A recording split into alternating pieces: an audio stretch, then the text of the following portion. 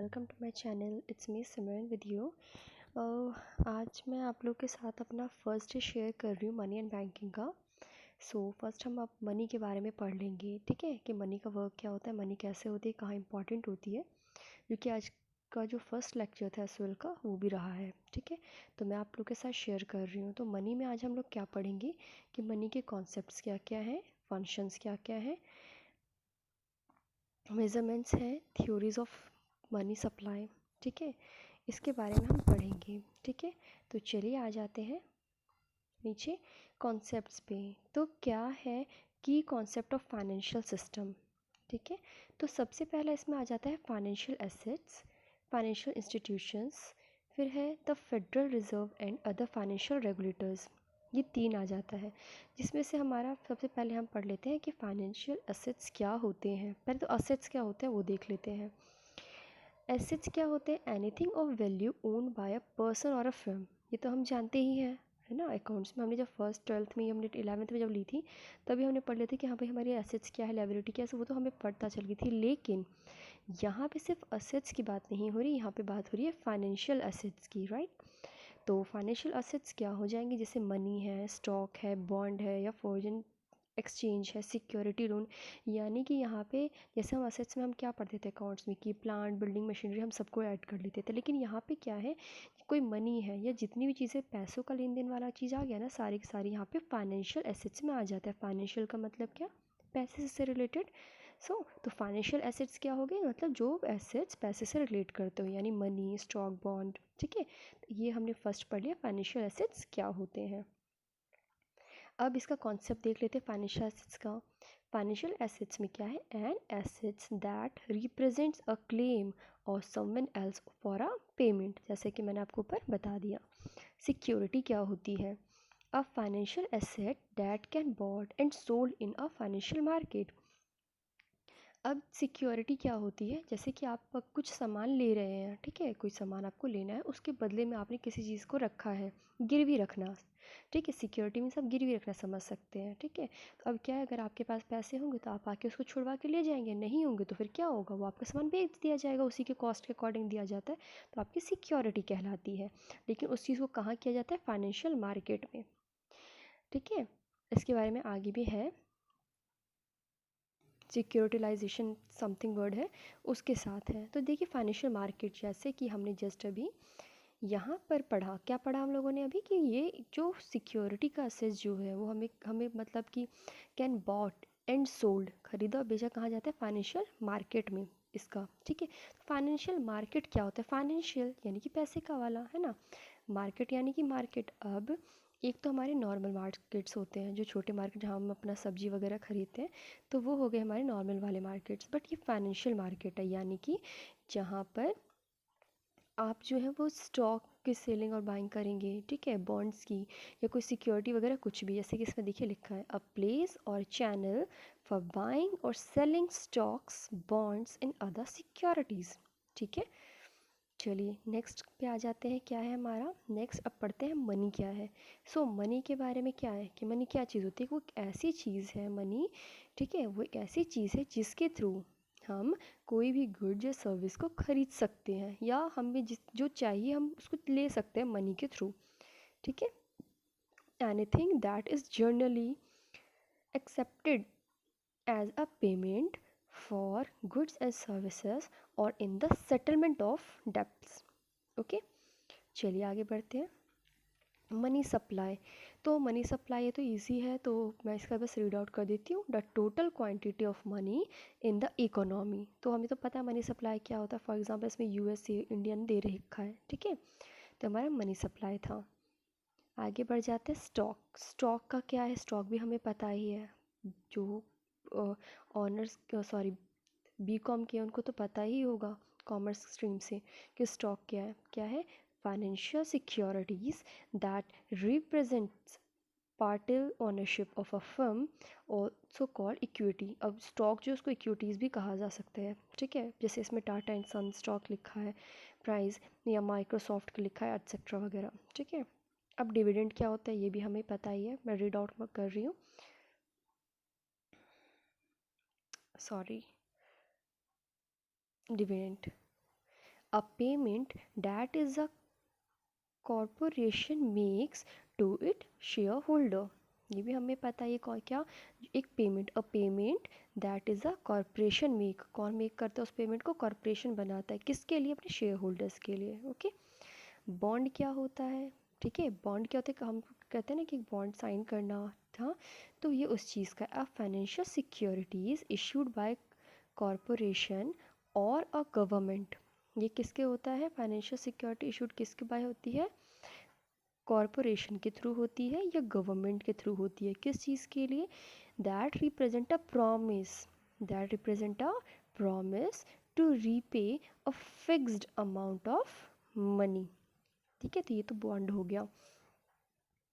आगे बढ़ते हैं, इंटरेस्ट रेट। इंटरेस्ट रेट क्या होता है, तो ये तो हमें पता है कि हाँ, हमने अगर किसी कुछ ले रखा है तो उसके बदले में इंटरेस्ट रेट हमें मिलता है या हम पे करते हैं, तो दो चीज़ होती है इंटरेस्ट रेट में। ठीक है, तो क्या है, the cost of borrowing funds और the payment for lending funds usually expressed as a percentage of amount. कहते हैं ना, इतने परसेंट के पे इस चीज़ का इंटरेस्ट रेट पड़ा है, या लोन का भी पड़ता है। ऐसे इसमें एग्जांपल्स दे रखे हैं, जैसे यूएसए का है, इंटरेस्ट रेट ऑन होम है, लोन ऑन व्हीकल्स लोन होते हैं, तो उसका इंटरेस्ट रेट है यहाँ पे। ओके, तो चलिए आगे बढ़ते हैं। हाँ, तो मैं सबसे ऊपर जो सिक्योरिटी बता रही थी ना, उसमें इसको भी आप ले सकते हैं। ठीक है, अब ये क्या है, सिक्योरिटाइजेशन है, सुनने में एकदम सिक्योरिटी जैसा लग रहा है। ठीक है, तो ये क्या है, the process of converting loan and other financial assets that are not tradable into securities. कहने का मतलब क्या है, इस सिक्योरिटाइजेशन में क्या होता है कि जो आपके असेट्स होते हैं उनको आप, मैं एग्जांपल के थ्रू समझा देती हूँ। ठीक है, जैसे कि सपोज़ एक मुथूट फाइनेंस है जो कि बहुत फेमस है, जो सूंड वाला हाथी वाला जो आता है ना, अमिताभ बच्चन ब्रेक जिसका करते हैं, तो वो उसमें क्या होता है कि जो आपके पास गोल्ड अवेलेबल होता है तो आप वो लेके मुथूट में जाते हैं, उनका कुछ कॉस्ट वगैरह होता है समथिंग, उसके जितना आपका गोल्ड होता है उसके अकॉर्डिंग वो आपको पैसे दे देते हैं। ठीक है, अगर सपोज दैट आप पैसे नहीं लौटा पाते हैं तो क्या करते हैं, सेल आउट कर देते हैं आपका गोल्ड। दूसरा एग्जांपल घर का ले लीजिए, आपको उनसे एक एजुकेशन लोन चाहिए। ठीक है, आपको उनसे कोई लोन चाहिए था बैंक की तरफ से, आपके पास नहीं है पैसे इतने, आपने क्या किया, अपने एजुकेशन लोन के लिए अपने अपने घर को सिक्योरिटी दी। ठीक है, घर की सिक्योरिटी दे दी कि हम अपना घर गिरवी लगा रहे हैं अभी। ठीक है, अब क्या है, घर की जितनी कीमत होगी, सपोज दैट आपके घर की कीमत 50 लाख रुपए है। ठीक है, तो आपको 40 लाख रुपए तक वो दे देते हैं आपको, ताकि अगर इन द फ्यूचर अगर आप नहीं पे कर पा रहे तो आपका घर वो नीलाम कर देते हैं। तो ये उसी में आ जाता है, सिक्योरिटी लेके पैसे देना। ठीक है, अब ये क्या है, फाइनेंशियल इंटरमीडियरी। इसमें क्या होता है कि a financial firm such as a bank, या तो फाइनेंशियल फर्म या तो बैंक, दैट बोरो फंड्स, वो क्या कहते हैं कि वो फंड्स को जो है वो बोरो करते हैं, किससे, सेवर्स से करते हैं, और वो लेंड कर देते हैं किसको, बोरोवर्स को। ठीक है, ये करते कौन है, तो इसमें एग्जांपल है बैंक एंड फाइनेंशियल इंस्टीट्यूशंस लिखा हुआ ऑलरेडी। ठीक है, अब कॉमर्शियल बैंक क्या करते हैं, जो हमारे पास पैसे रखे हुए हैं, डिपॉजिट्स वगैरह होते हैं, उसका लेके वो लोन बना देते हैं। ठीक है, तो कॉमर्शियल बैंक का वर्क होता है। और financial firm that serve as a financial intermediary by taking in deposits and using them to make a loan. ठीक है, एग्जाम्पल में HDFC बैंक है, और भी काफ़ी बैंक है, सिर्फ HDFC नहीं है। ये ग्राफ है, ये बस ये दिखाया कि फाइनेंशियल सिस्टम किस किस तरह से वर्क करता है। ठीक है, इससे ज़्यादा इसमें कुछ नहीं है। चलिए आगे बढ़ते हैं। अब फाइनेंशियल क्राइसिस क्या होती है, फाइनेंशियल क्राइसिस क्या होती है, जैसे कि जिसमें हम कह सकते हैं ना कि एक बार में काफ़ी ज़्यादा ऐसा कुछ होना कि बहुत ज़्यादा बेरोजगारी आ जाए। ठीक है, या तो, तो इस तरह का आप इसमें क्राइसिस में समझ सकते हैं। इसमें तो लिखा हुआ है वैसे, what happen to small business when bank lending dried up. ठीक है, तो वही होता है फाइनेंशियल क्राइसिस। ठीक है, तो यहाँ पे बताया 2007 और 9 वाला, इसमें काफ़ी लोग मतलब बेरोजगार वगैरह थे, काफ़ी प्रॉब्लम हुई थी, उसका ही बताया हुआ है। ठीक है, 2007 और 9 वाला, 7 से 9। अब आ जाते हैं मनी, जो कि हमने पहले भी पढ़ा था। क्या, कि मनी क्या है, anything that is generally accepted in payment for goods and service, या तो फिर और टू पे ऑफ डेब्ट। ठीक है, अब हमारे इंडिया में है तो हम इंडियन रुपी बोलते हैं। अब कहीं यूरो चलता है, कहीं डॉलर चलता है, कहीं यन चलता है। तो ये इसके बारे में बताया गया कि मनी हमारे लिए जो इंडियन रुपीज़ है वो बाहर इंडियन नाम से भी जानी जाती है। ठीक है, सबकी अलग अलग देश की होती है ना। अब यहाँ तो हमारे पास अब मनी आ चुकी है, चाहे हमारे पास हो चाहे दूसरे देश में हो, हमारे पास मनी आ चुकी है। लेकिन जब मनी नहीं आई थी तो एक सिस्टम चलता था जिसको कहा जाता था बार्टर सिस्टम। बार्टर सिस्टम में क्या होता था कि जो गुड्स होते थे, ठीक है, और उनको क्या किया जाता था, मार्केट में ले जाया जाता था। अगर जैसे सपोज़ करो मुझे, मेरे पास 2 किलो गेहूँ है, ठीक है, और सामने से मुझे चावल लेना है, तो मैं क्या करूँगी, अपने ये गेहूँ दे के उससे चावल ले लूँगी, एक्सचेंज कर लूँगी गुड्स को। तो पहले पैसे नहीं होते थे तो इस वजह से सिर्फ गुड एक्सचेंज किया जाता था। ठीक है, तो वो बार्टर सिस्टम कहलाता है। बट वैल्यू होती थी, ऐसा नहीं है कि आप क्या कहते हैं कोई कॉस्टली सामान लेके जा रहे हैं। फॉर एग्ज़ाम्पल जैसे आप घी लेके गए हैं, ठीक है, शुद्ध देसी घी आप लेकर जा रहे हैं, 1 किलो आप घी लेके जा रहे हैं, ठीक है, और उसके बदले सामने वाला आपसे जो बदल रहा है वो जो नॉर्मल गेहूँ वगैरह बदल रहा है, तो ऐसे नहीं होगा ना। उसके वैल्यू के अकॉर्डिंग, सपोज़ अगर ये 1 किलो का घी है तो अगर गेहूँ से ही उसको अगर एक्सचेंज कर रहा है सामने वाला तो उतना बढ़ा के करेगा। ठीक है, सपोज़ करो अगर इसकी वैल्यू इतनी तो कम से कम 10 बोरे व समथिंग इस टाइप से, मतलब वैल्यू दोनों की लेवल अकॉर्डिंग ही होती थी। ऐसा नहीं कि कुछ भी गुड्स लेकर आओ और एक्सपेंसिव चीज़ आप ले जाओ, ऐसा नहीं होता था बार्टर में भी। बस पैसे नहीं होते थे, मनी नहीं थी उस टाइम पे, लोग गुड्स एक्सचेंज करके अपने काम को किया करते थे। उसके बाद तो फिर क्या कहते हैं अंग्रेज वगैरह जब आए थे तब उन्होंने बोला था कि आप अपना कुछ करेंसी क्यों नहीं तैयार करते वगैरह हुआ था। तो बीच में तो क्या कहते हैं ये भी हुआ था कि तांबे के बनते थे पैसे, मतलब सिक्के बनते थे, तो लोग के घर में ही होते थे तो अपने घर के बर्तन वगैरह में से वो बना लेते थे, घर में ही सबके अवेलेबल था। तो सब फेल हो गया था, लास्टली हमारे पास एक करेंसी मनी आई थी। ठीक है, तो ये थोड़ा सा इसमें आ जाता है, मनी का कॉन्सेप्ट है। ट्रांजैक्शन कॉस्ट क्या है? The cost in time and other resources that parties incur in the process of agreeing and carrying out an exchange of goods and services। अब ट्रांजैक्शन कॉस्ट क्या हो जाता है? ट्रांजैक्शन कॉस्ट वो cost होता है जो कि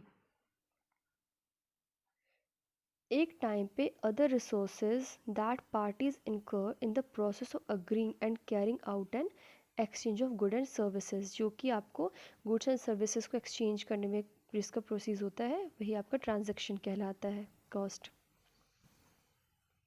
अब यहाँ पे कमोडिटी मनी कौन सा हो जाता है?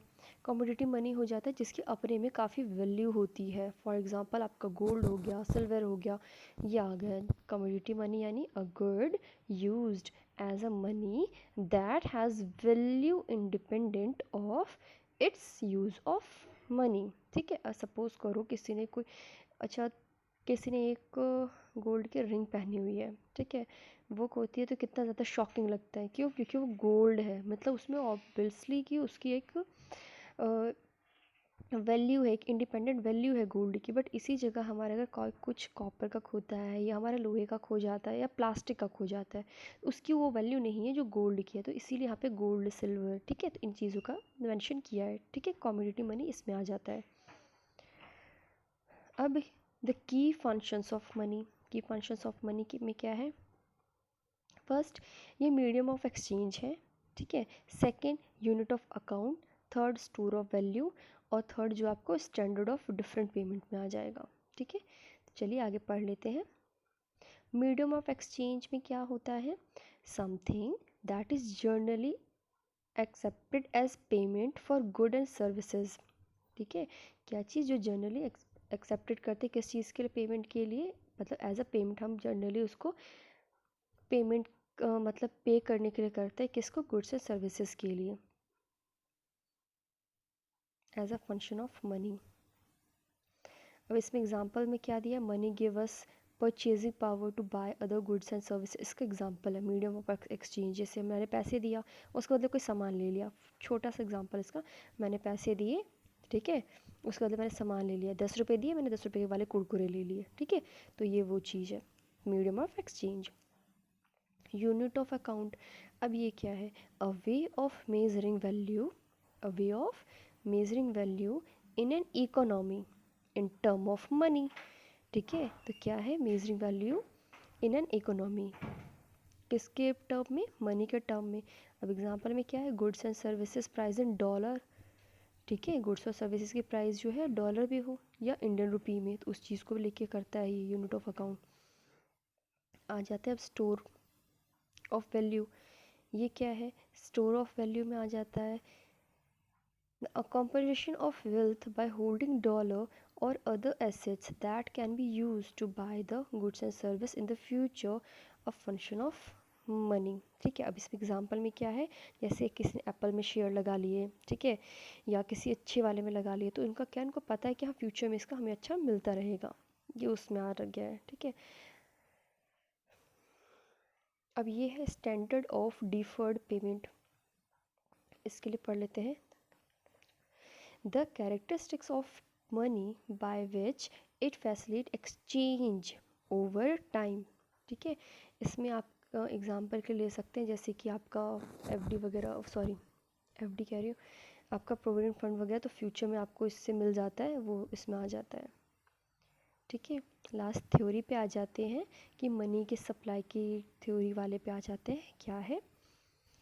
तो इरविंग फिशर जो है उन्होंने बोला है क्या, मनी एंड सप्लायर रिलेशन के बारे में बताया, तो इसमें है M V is equal to P Y, या तो फिर v is equal to P V, ये पी वी जो लिखा है वो वाई होगा। ठीक है, P Y divide by M. अब यहाँ पे क्या है? m का मतलब यहाँ पे क्वांटिटी ऑफ मनी दिया है, v मतलब वेलोसिटी दिया है मनी की, p मतलब प्राइस लेवल दिया है, y मतलब जीडीपी दिए रखी है। कहने का इन शॉर्ट मतलब ये है कि जो वेलोसिटी होती है मनी की, जो मनी की वेलोसिटी होती है वो बराबर होती है, किसके होती है बराबर? जो प्राइस लेवल होता है। ठीक है, जो प्राइस लेवल होता है और जो जीडीपी होती है, ठीक है, उसको डिवाइड करते हैं मार्जिनल सॉरी क्वांटिटी से। ठीक है, अब इसमें आ जाते हैं क्वांटिटी थ्योरी ऑफ मनी की क्या है।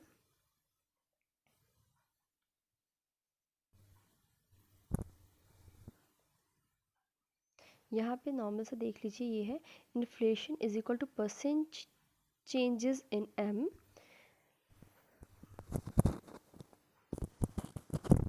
Percent changes in Y. यहाँ पे किस किस का क्या मतलब है? एम मतलब तो सेम वही है, quantity of money, velocity of money, price level और जीडीपी। ठीक है, अब ये मेजरमेंट है मनी सप्लाई का। Measuring the monetary aggregate, measure the quantity of money that is boarded than currency M1 M2, ये तो हमें पता है M1 M2 करके काफ़ी सारे 3 4 ऐसे भी था, है ना, तो इसमें डिवाइड किया हो गया है। अब क्वेश्चन आ जाता है कि M1 क्या है, M2 क्या है, और मतलब 3 वगैरह सब 4 वगैरह सब क्या क्या क्या है। ठीक है, तो मॉनेटरी एग्रीड में अब देख लेते हैं M1 क्या है। The narrow definition of money supply, क्या? The sum of currency in circulation checking account deposit, क्या है ये? The sum of currency in circulation checking account deposit and holding of travels check. या तो फिर हम ये कह सकते हैं M1 is equal to currency in circulation plus checking account deposit plus holding of travels check, तो ये हमारा M1 कहला जाएगा। M2 में क्या है? A broader definition of money supply, all the assets that included in M1, यानी कि इसमें ये बताया गया इस डेफिनेशन में कि जो भी इंक्लूडेड था M1 में,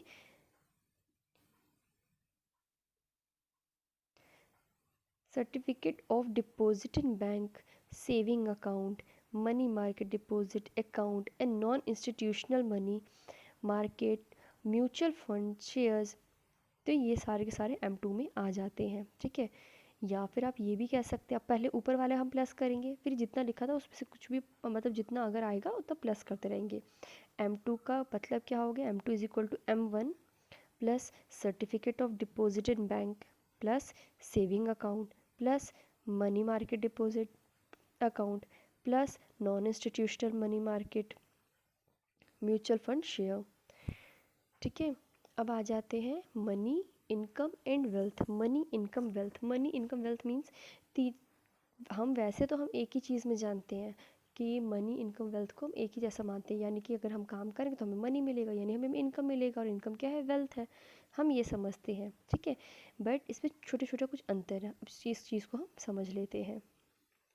income, a person's income is equal to his or her earning over the period of time, that is month, year, etc.